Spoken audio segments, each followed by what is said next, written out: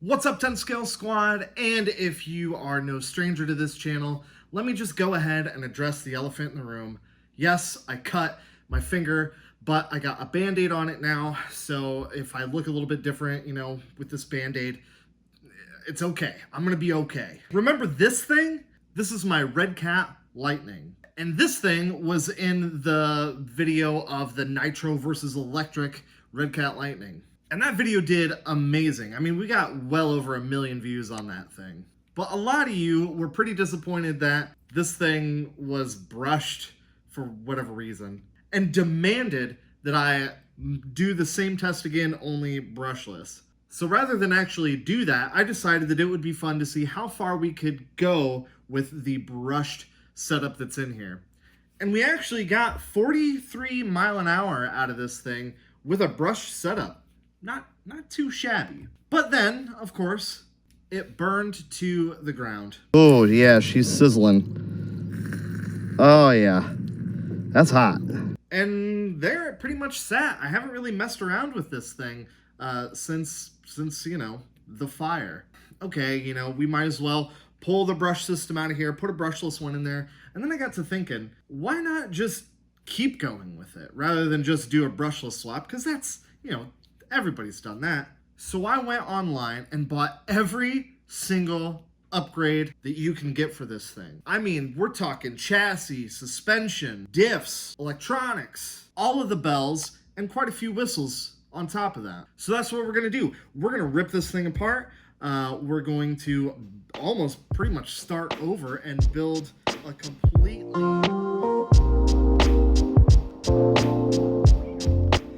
Step number 1 is just unscrewing stuff. Now, normally I'd say it's super important to keep track of the screws and remember where they came from, but since almost everything is going in the bin, I'm just gonna go to town on this thing like it's an all-you-can-eat buffet line. And before you know it, it's coming apart like a Traxxas Slash after a hard landing. Alright, so now that we've got most of the chassis completely disassembled, now might be a good time to go in here and swap over our steering bell crank and Ackerman adjustment. So this is our aluminum upgrade, and hopefully, being that these are aluminum, should take a lot of the slop out of the steering and hopefully make the steering a little bit more direct. If nothing else, it'll look cool.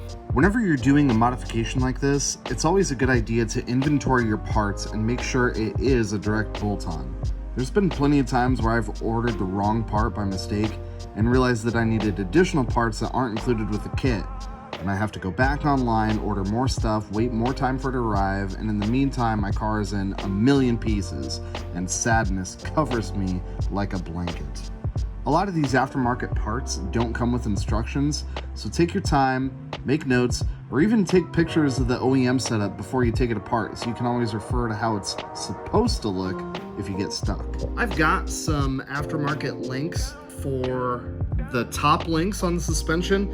That way I can really dial in the camber that I want, because I think we're gonna need to put some camber in this thing to get it to clear the new body. Yeah, I've got a new body. What, you thought I was gonna keep that old stock thing? Get out of town. That new linkage is looking awesome. Next, I'm gonna work on the front suspension. Luckily, I found a kit online that had the A-arms, body posts, and hubs for the front and rear all in one package. I'm laying out all the pieces along with the new diff housing and gearbox arm mount to see how it all goes together so I don't look like an absolute moron on the internet. But since I'm a grown man playing with toys, it's probably a little late for that. And remember, while you're in here and you've got all this stuff apart, it's a good time to go through and like the diffs here, I'm gonna re-grease the diffs and all the stuff that we're not replacing, all the stuff that's not brand new parts, like the shock tower. It's a good time to clean it and make it look pretty to match all the rest of the pretty bits we got going on here. With the front end going back together, it's starting to look like a car again, only with sharper edges and bright colors. If you're playing along at home, make sure you use Loctite whenever you're screwing into metal. The last thing you want is a screw backing out after you spent all evening working on your car. The tolerances on these tiny parts aren't super precise and they will back out over time. A little bit of time invested here using Loctite will save you a bunch of time in the future. Trust me. I gotta tell you, This thing is actually pretty fiddly. And keep in mind, there's no instructions that come with this thing. So it's all basically just reverse engineering. So, it's really got to pay attention to the way that things come apart. That being said, it's always good to have a solid understanding of how your rig works, how it's put together, where the weak spots potentially are, and doing a complete tear down, rebuild, upgrade like this, you definitely see it in a whole new light. Now is the fun part though, because I'm actually going to start putting on the new chassis, and that's gonna just basically hold the front end together so I can actually start screwing things down. And then we're just gonna kind of work backwards. And that purple on blue, I'm colorblind, so I'm not super sensitive to it, but boy, it's almost like glaring. I don't know, what do you guys think? Is it ugly or does it work for you? Let me know. I got this new Frumpy Bumpy because it was listed as an aluminum upgrade. It's exactly the same as the old bumper, except it has a tiny piece of blue aluminum in place of the black plastic one. It serves no benefit, but come on, I've come this far. I might as well put it on. Now we can start working on the motor. I'm using a super budget spec unit, but hey, it's brushless, and that's all the comment section seems to care about. I've used these motors in the past, and they work great in these little 10-scale touring cars. So what do we think? This thing is looking ridiculous. It looks like a 90s party, doesn't it? Like, I freaking approve. Servo's in. Of course, motor is still in. Just got to mount up the ESC and figure out what I'm gonna do with radio system. I think, I think I might actually just use the stock radio. There's nothing wrong with it, and it served me well up until this point. I just got it laying around, so you know what, maybe we ought to do that.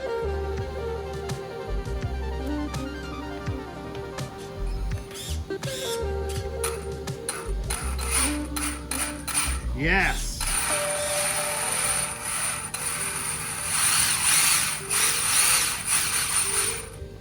Yes. All right, guys, it is officially donezo. And what do we think?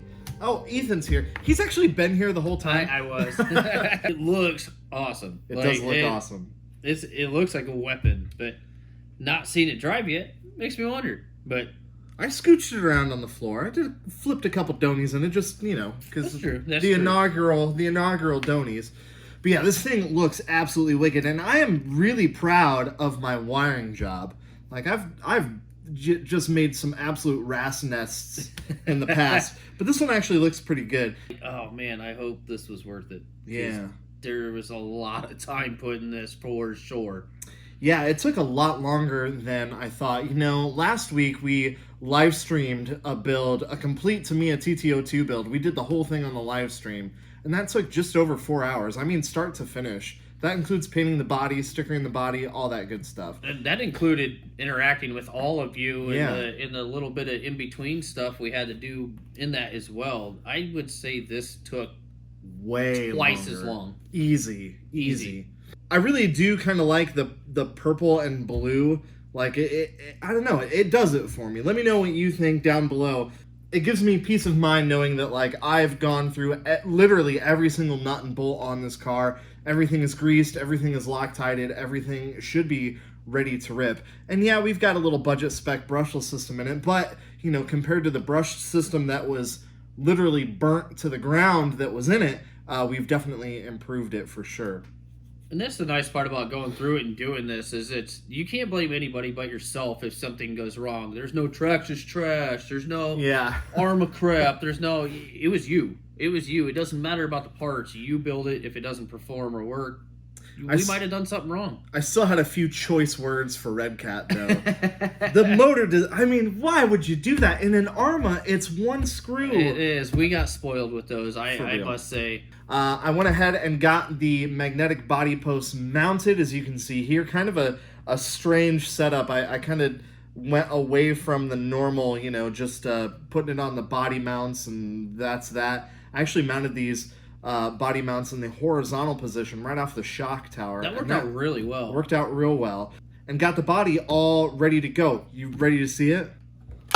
Boom! Magic!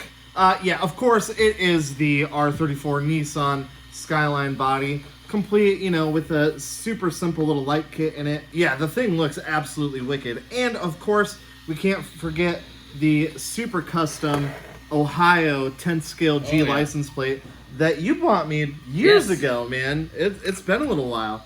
I've actually had this body, and we ran it on this chassis one time.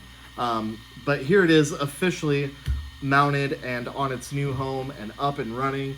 And yeah, the thing just looks absolutely sick. The gear mesh sounds super aggressive. It does. And of course, you know, we've got pretty much everything on this is upgraded now. The only stock parts, what are the only stock parts? The shock towers. Shock towers, and I think the rear shocks. The rear shocks and the drive shafts. I guess the drive shafts and diffs. But, you know, we've re-greased everything and yeah, other than that, I mean, this is, you know, it's a complete ground-up build. So coming from the stock chassis, I mean, to this, what an absolute difference. I mean, just look at it. Would you just look at it? So what is next for this thing? Well, obviously we need to drive it. We should make the haters on the internet happy. Well, you can never make them happy. But I think we ought to do a rematch. What do you think? The original, now brushless Lightning versus the Nitro Lightning? Yeah, that would be fair enough. The Nitro Lightning has changed a little bit since you last saw it as well. So here it is, of course, you know, I had to put another R34 Nissan Skyline GTR body on it. Although this one is absolutely Chinese. Nismo. I didn't even notice that. Yeah, it's, you know, it's like missing some letters and everything. It looks a little cheesy. Oh my goodness, I did never notice that. Yeah, you don't. Everything is misspelled. Yeah, you don't notice it. You don't notice it at first, which is, I think, what they were going for. But, you know, for just being a little nitro beater body, I mean, you know. It's perfect. Yeah. So if that's something you want to see, make sure that you stick around. And, you know, if this is your first time here, yeah, we like to do RC shenanigans like this all the time. And we've got some epic stuff coming up. You're going to want to stick around. All right, guys. Until next time. Oh, that was awful. What are we chopping? Chopping Nissans out here. Chopping them.